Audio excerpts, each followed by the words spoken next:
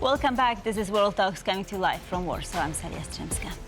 Hungary is heading into a crucial election on April 12th, where for the first time in years, Viktor Orbán could lose power to Péter Magyar and his Tisza party, currently leading in many polls.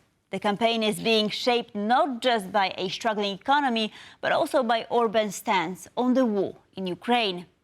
He's framing the vote as a choice between war and peace. But critics argue his position ultimately benefits Moscow, making this election about not just Hungary's future, but its place in Europe. To discuss, I have István Szent-Iványi, former Hungarian Deputy Foreign Affairs Minister, joining us right now. Good morning, sir. Delighted to have you with us. Opportunity. So let me start with a general question. How is this April 12th election shaping up, and to what extent is Viktor Orbán facing his toughest challenge yet? I suppose it's very obvious that he is facing the hardest challenge in his political life now, and it has very little chance in a normal case. The only chance that he can fraud the election, rig the election, and to make some irregularities or something like that. Because according to the reliable polls, because there are some government close polls, they are completely cheating and completely false, but reliable polls shows a clear advantage in favor of the major opponent, Mr. Péter Magyar, the opposition. Therefore, I think in normal case it cannot be overturned. But Mr. Orbán is believing in that in illegal actions and in manipulations and many other ways, maybe he can change the situation. And there is a fear. There is a fear in the Hungarian society that after losing the election, he can annihilate the results, making reference to the so-called foreign interference, foreign interventions. And therefore, today, he's talking every time about the Ukrainian agents, Ukrainian spies, and Ukrainian subversion, and so on. He wanted to substantiate the accusation that the election are influenced abroad. I think there is an influence abroad, but not from Ukraine. It's coming from Russia. It's very strong. The methods are very clear, very obvious. That they use it, the so-called maskirovka, the Russian, formerly Soviet method of KGB, that they are producing AI-fabricated videos, AI-fabricated so-called accusations and secret illegal videotapes and so on. Everything is mobilized in favor of Mr. Orbán and in favor of his electoral victory. But I think it's for vain. That's too late now. I cannot imagine that he can with legal means overthrow the results. With illegal means, it's possible, of course. We're going to get into the Russian meddling, so to speak, in a moment. But first, I wanted to ask you, how much are these overlapping crises? Because I believe that Hungary is in crisis, right? Energy security, foreign policy, influencing voter behavior in Hungary right now. The average citizens are suffering under the different kind of crisis, not so much the foreign crisis, but the internal economic crisis. As you know, Hungary is lagging behind the other countries in the region.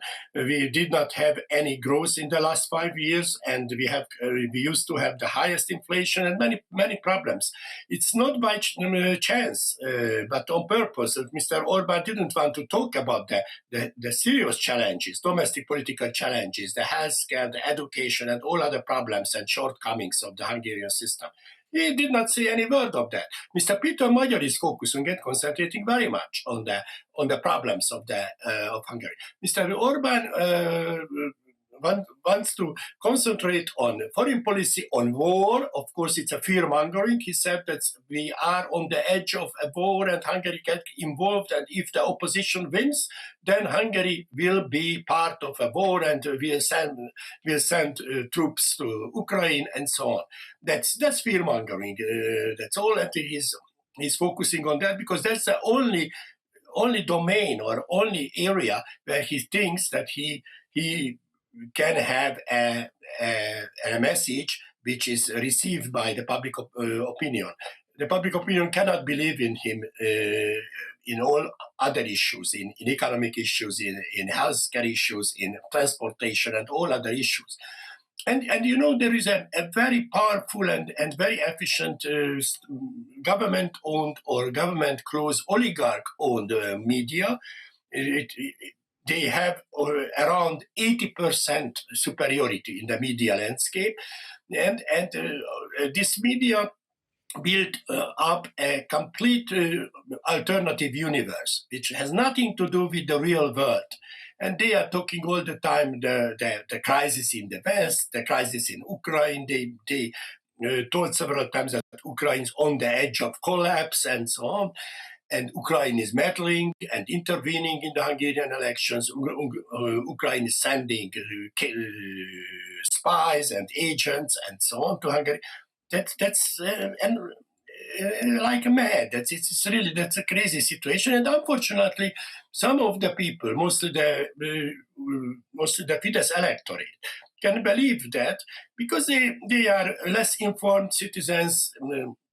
Living in small towns or villages, they have no access to internet, to the foreign language and foreign language news and so on, and they are in that sense completely and easily manipulated. And the government are using this advantage very much, but I don't think so that it can be decisive. The decisive now is the obvious lead of the opposition. It can be overthrown only by illegality if there are some cheatings, some fraudulent actions. Of course, there are some elements which are completely intransparent and not controlled. That's the vote from outside from Hungary. That's the letter vote. As you know, that they sent a letter and no one knows exactly the registration, who can get the letters and who can vote it in with the letters. This whole procedure is very opaque and not controlled by the independent observers. That's the case. And there is another scandal that is the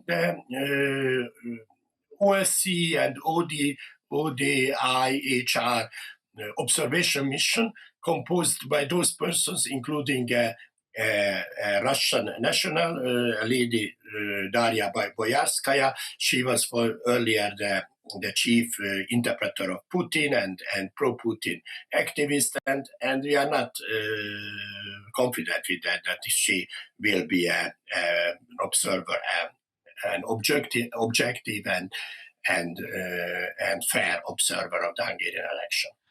István, if you don't mind, I wanted to sort of zoom in on the Hungary-Ukraine crisis, let's say. The Druzhba pipeline, we know the anti-Ukrainian rhetoric, but what are the implications of the disruption for Hungary's domestic energy market? If we could perhaps tell us a little bit more about this aspect. The Druzhba pipeline so far was the major supply for Hungary. Therefore, it may cause a problem relatively soon. Hungary does have reserves for 2 months until May. It's resolved, and also we have another pipeline, the Adria pipeline, and it can be used also and already used to get some backup. Not from Russia, but it's not a problem. It's from the world market. Of course, now it's a crisis in the energy market, in the whole energy market in the world, and it costs much more than before. It's no question of that. And you know, before the election, Hungary has introduced regulated prices, relative cheap prices in comparison to the neighboring countries. Therefore, in Hungary now is 1.5 euros per liter around the fuel, diesel and normal petrol. That cannot be maintained for long. That's true, and we need some more. That's also the responsibility of the Hungarian government. As you know, in the last 4 years, they did not make any real efforts and sincere efforts to diversify and to get oil and gas from other resources. They relied very much on the Russian resources. 92% of the imported oil came from Russia, not now. Since the end of January, this doesn't come anything from Russia. And of course, it's cost more. It's more expensive. But at the moment is that the shortage can come, but not now, not very soon, but in a month, if we cannot repair the pipeline and cannot get more from the world market, then it can cause some serious problem. Right. So in the most recent move, Viktor Orbán has announced that he will phase out gas deliveries to Ukraine, in retaliation, if you will, for the disruption in all deliveries over Druzhba. Now, Volodymyr Zelensky responded by saying that those sales of gas were actually quite lucrative for Hungary. And I have some numbers here. The share of natural gas from Hungary rose from 2.5% in 2022 to 14% in the first 10 months of 2025. So that is a huge increase. So is Orbán factoring in the economic impact of what he is doing? You know, that was a threatening, but doesn't have any impact at the moment. It will enter into the force in the third quarter from 1st of July. And they hope so, and we hope so. Then we can settle the issue. The new government will settle the issue with Ukraine. I am sure with that. Therefore, at the moment, it doesn't have any impact. Of course, it may cause for long run, if it would be long run, around 200 million euros loss for Hungary. But most of the energy traders are not Hungarians, but Western Europeans who are exporting diesel and gas to Ukraine. That means that it makes a conflict with the Western trade organizations also, because it's not Hungarian diesel and gas in large part, not all of them, but large part of them. Therefore, it may cause some conflict with the Western relations as well. But it is not the problem of today. It's a problem of the third quarter of the year, because now it doesn't affect anything. It is a threatening that he wanted to make a pressure and blackmail Ukraine to repair the gas pipeline. I hope so anyway that they will repair it, because at the moment that's due to the irresponsibility of the Hungarian government. We need really this pipeline, otherwise we can have a serious problem. The country can have a serious another problem. issue I wanted to briefly discuss before we will have to go, unfortunately our time is running out, is that we've seen over 70 million euro belonging to a Ukrainian bank, right, remain seized in Hungary, right? And Ukrainian officials were detained and questioned. So how do you read that move, and why would Hungarian authorities take such a step? You know, it's also a part of the blackmailing and retaliation. It's very clear for me. Deputy Prime Minister János Lázár has clearly said that it has a clear connection to Ukraine and to the Druzhba pipeline. If Druzhba pipeline works, they will get back. That's it. I don't like this because it's a mafia type actions, but I think so it can be settled also very soon if there is a new government. István Szent-Iványi, thank you so very much for joining us. Much appreciated. Thank you. Thank you very much. Thank you. See you. And thank you for watching World Talks. Please stay tuned for more here on TVP World.